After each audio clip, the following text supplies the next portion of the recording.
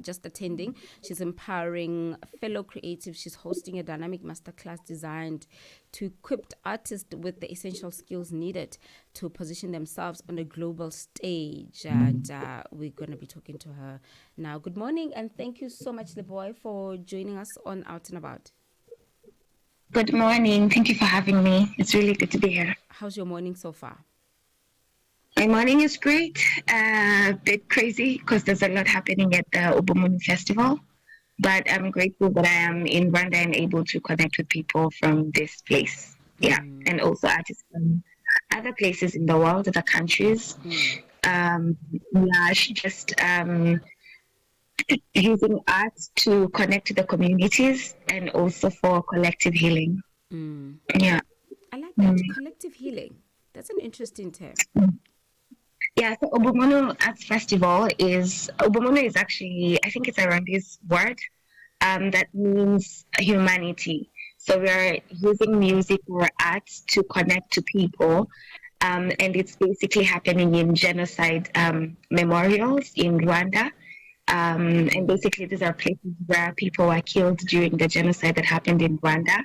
And it's held there intentionally so that people can remember, but also heal collectively through art, through the different cultures that are presenting. And these are like cultures from different parts of the world, from Kenya, Nepal, Argentina, honestly, so many places, South Africa as well. But I came as part of a program called Digital Arts Program, whereby we were running workshops on different ways we can use art to archive things digitally, archive our cultures digitally, and also connect with other cultures. So I was part of a group of people from Nepal, from Argentina, from Congo, from Pakistan, and collectively we were co-creating and showcasing the works that we've done with the people of Rwanda. Yeah. Okay. Tell me about, from your own point of view, what skills do you feel that African artists need to develop in order to be successful, in order to reach international stages? I think there's a lot. First, you just have to understand and hone your craft properly, because without you having something to sell, then you're not going to sell anything. So you need to understand, first of all, your craft. You need to package it well. You need to brand yourself, and then you need to know your audience, of course, because not everyone is your audience. You have a specific audience. Your craft is tailored for a specific audience. So once you identify that, it becomes easy for you to know how you're pushing your craft and also where you're pushing it to, and the people that you're collaborating with. And again, I think I've been saying many times, that artists and also just generally people, we need to collaborate and work with each other, because like I can go far when I go alone, but I can go even farther when I go with others. So collaborations are very key at positioning ourselves globally, because if I interact with someone from Tanzania, that is me tapping into their audiences, and they're also tapping into my audiences. So it's just really us expanding our borders and strategically positioning ourselves out there. Other than that, I think also attending cultural programs like Ubuntu Arts Festival or any other. It doesn't even have to be like physically. You can do this virtually, but you have to connect with cultural practitioners, like-minded artists, creatives, event curators from different parts of the world. So any chance you get to be a part of these things, even if it's virtually, I advise creatives to do that. And, you speak about collaborations, and you are now at the festival where you're saying there are different artists from different countries. So there's also an opportunity to network there and artists to come together. Is there someone else that you're eyeing specifically? Maybe that you've found out that, it's also here. Oh my God. So it's my first time in Kigali, Rwanda. And honestly, I've met so many creatives, even outside the program, that brought me here.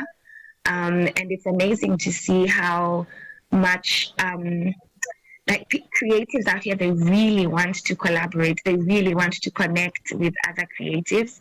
And I'm so happy to be in a space where um, I I'm meeting people, even if I didn't have them in mind before because I didn't know that they exist. I got here and I'm meeting people and I'm like, oh my God, I want to collaborate with you. So there are creatives from musicians from Pakistan that already we are like in conversations and we're like, we have to continue with these collaborations. So even after the festival, we're definitely going to work together. Artists from Argentina, there's a lady called Diana Baroni. She plays flute. She represents Argentina culture. She lives in France. And again, we're in that conversations. Creatives from South Africa, from Congo, even from Rwanda. There's an artist called Esther. I do African contemporary music, which is folk music, and I blend it with popular African genres. As in my collaborations, I look for artists who play traditional music, and especially women who play traditional music, traditional instruments. So there is a lady called Esther from Rwanda, and I really, really wanted to work with her brother some time back, and I've never had the chance to meet his brother. And then I come to Rwanda, I meet, Esther, and I'm like, perfect. So this is working. I don't know. It was meant to happen. Yeah, even if I'm not meeting your brother, then I'm meeting you, and you're doing the same thing. You're playing a traditional instrument called inanga. I'm like, this is perfect. So we're also in that space where we're like, we want to create even after this festival. Oh, that's lovely. So we're going to be, hopefully then a collaboration will ultimately come out of that. Hopefully, actually, after this call, I'm supposed to meet her in my hotel room, and we're going to try and see what we'll be able to create. So that's something to look forward to. What strategies have you put in place to push your music? What strategies? Again, collaborations, like I said earlier on. For me, I'm very intentional with the kind of collaborations that I get myself into. I'm very open-minded. So in as much as I'm a contemporary artist, I am very open to collaborate with artists who are doing different kind of music. So long as I'm also able to express myself and stick to my roots, I'm very, very open for that. So that's one. Two, I like using social media. I think social media is a very powerful tool that helps you connect to people globally. So even if I'm not in South Africa, I've never been. Just through social media, I've found myself collaborating with artists from South Africa, like Silva, who's a DJ and a producer. I found myself collaborating with an artist called Pet House, who's from South Africa and also Colombia. But it's basically just from social media, putting myself out there. And again, I think that's also how you found me, through social media. So that's just a place where I document and put everything there. I recently developed my newsletter. I started my newsletter where I talk everything, the in-betweens, the sonic journey of it all. I put it all there, my music and also any other experience in my community, my country, the world. I talk about anything and everything. And it's also because I have a background in journalism. So I'm really trying to express myself differently and not just music, through music. Yeah. I want people who love reading to also connect with me through my newsletters. I think those are like on top of my head now, but like I think those are the different ways that I'm using to put myself out there. I like the fact that you're also saying that you are qualified as a journalist, or you have a skill in that department. Yeah. In the arts, you can't be one thing, because all of these things always feed into one another. So you can't be one thing, and it doesn't always have to be stage presence. It's a multiple different skills and things that you have trained in that somehow will help you elevate what you're trying to push. And in your case, it's music. So it has never ever been so apparent that education in anything is important, especially in the arts. If you're going to venture into the arts, I think people are starting to think, media or music or arts, you can just grab it in the air, run with it. No, you won't last long. Study, get yourself educated. You'll be fine. So thank you so much for sharing with us this morning. I don't know if you want to add to that just before we wrap up our convo. Yeah, I think it's very important. Personally, before when I was working as a journalist, I wasn't doing music. But then at that time, it didn't make sense to me, the skills that I was getting by being a journalist.